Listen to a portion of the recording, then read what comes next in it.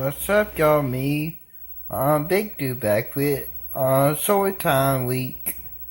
Sorry, I didn't done it yesterday. I was busy everything. So this story for this week is the time when we had the bad Hurricane Katrina. So I was about 8 or 9, I think, when Hurricane Katrina came. That was a bad hurricane. So everybody was sleeping, okay. Then on the radar it said a bad hurricane coming, everything. So the place we went to was a church. Church always a safe place to go to.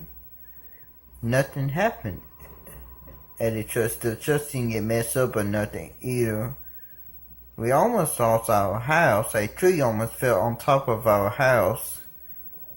But a tree fell on top of my grandma's house.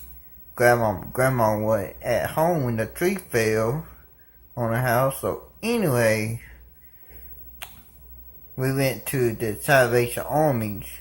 That was the Salvation Army church. Salvation Army helped you out a lot when it had like hurricane floodings, everything. Yeah. The time the Hurricane Katrina hit, that was a bad one too. Yep, so anyway, thanks for watching, bye y'all.